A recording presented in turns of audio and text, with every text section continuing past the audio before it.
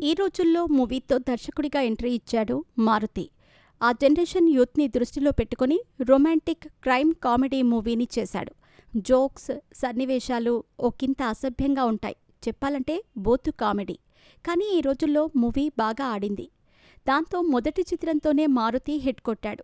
రెండో చిత్రం 'bus stop' సైతం ఇదే తరహాలో ఉంటుంది. మారుతికి పేరు తెచ్చిన చిత్రం మాత్రం 'భలే భలే మొగాడిబోయ్'.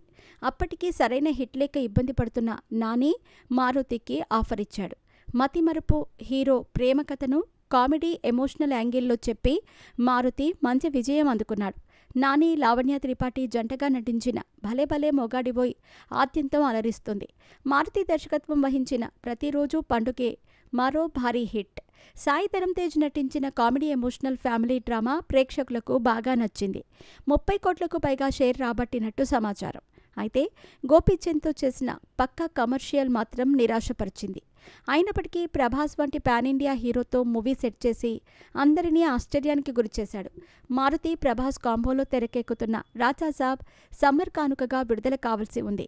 అయితే ఇది వాయిదా పడే అవకాశం ఉందని అంటున్నారు. రాజాసాబ్ మూవీ హారర్ కామెడీ జానర్లో తెరకెక్కుతోందని సమాచారం. మాళవిక మోహనన్, నిధి అగర్వాల్, రితి కుమార్ హీరోయిన్స్గా నటిస్తున్నారు. రాజాసాబ్ హిట్ కొడితే మారుతి రేంజ్ పెరుగుతుంది. ఇండియా వైడ్ ఆయన పేరు వినిపిస్తుంది. ప్రభాస్తో మూవీ చేస్తున్న మారుతి బ్యాక్గ్రౌండ్ తెలిస్తే మాత్రం ఆశ్చర్యం వేయక మానదు. తమది చాలా పేద కుటుంబం అని మారుతి చెప్పుకొచ్చాడు. గతంలో ఓ ఇంటర్వ్యూలో మీ కుటుంబ నేపథ్యం ఏంటని అడగ్గా మా నాన్న అరటిపళ్ళు అమ్మేవారు. మాది చాలా పేద కుటుంబం. ఆయన రోజుకు 50 రూపాయలు సంపాదిస్తే చాలు, అదే పెద్ద మొత్తం అనుకునేవారు.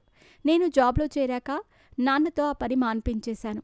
నేను అన్ని పనులు చేసేవాడిని, ఆఫీస్ బాయ్గా కూడా చేశాను అని మారుతి చెప్పుకొచ్చాడు.